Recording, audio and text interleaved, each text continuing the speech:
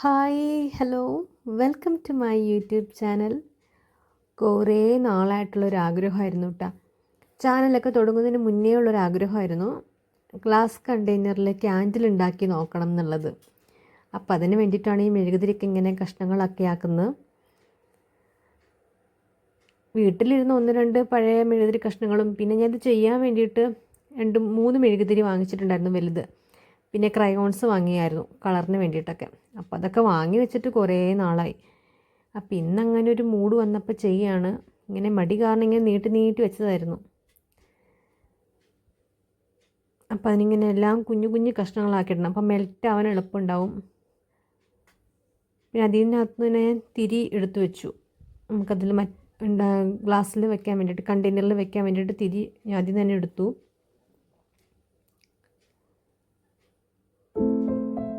എനിക്കിങ്ങനെയുള്ള ഓരോ പണി ചെയ്യാൻ ഭയങ്കര ഇഷ്ടമാണ്.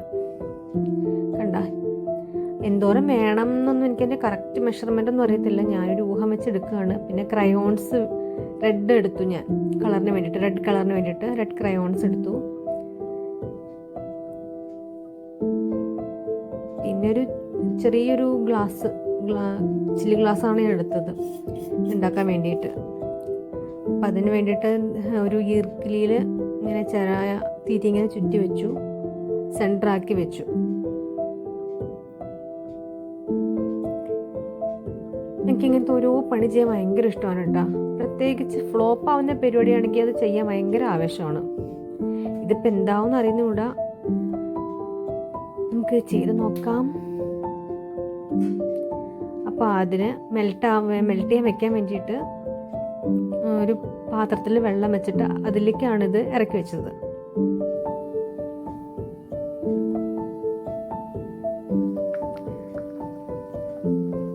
അങ്ങനത് ഉരുകി മെൽറ്റായി വരുന്നുണ്ട്.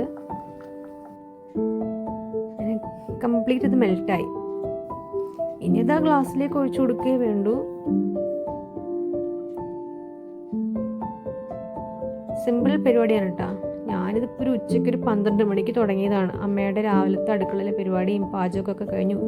ഉച്ചക്കലത്തെ ഫുഡ് ഉണ്ടാക്കലും പരിപാടിയൊക്കെ കഴിഞ്ഞ് ആ ഒരു സമയത്താണ് ചെയ്തത്. അപ്പോൾ അതിനി സെറ്റ് ആവണം. തികയോ നല്ല പേടിയുണ്ടായിരുന്നു കേട്ടോ. കളറൊക്കെ ആഡ് ചെയ്തെല്ലാം വെച്ചതല്ലേ. ഇനിയിപ്പോൾ റെഡ് കളറും ഇല്ല. വേറെ ഇനി ഒന്നും കൂടെ ഉണ്ടാക്കണം എന്ന് വെച്ചെങ്കിൽ. ഏതാണ്ട് സക്സസ് ആയിട്ടുണ്ട്. ഇനി അത് സെറ്റ് ആവണം. അപ്പോൾ ഫുഡൊക്കെ കഴിച്ച് വരുമ്പോഴത്തേക്കും സംഗതി സെറ്റാവും എന്ന് വിചാരിക്കുന്നു. അപ്പം അമ്മേനെ വിളിച്ച് കാണിച്ചതാണ്.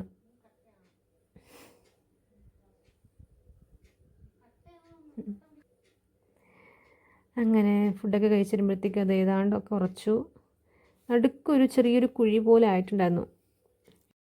നടുക്ക് അങ്ങനെ ആ കുഴി വരാതിരിക്കാൻ എഡ്ജൊന്ന് ചൂടാക്കി കൊടുത്താൽ മതി.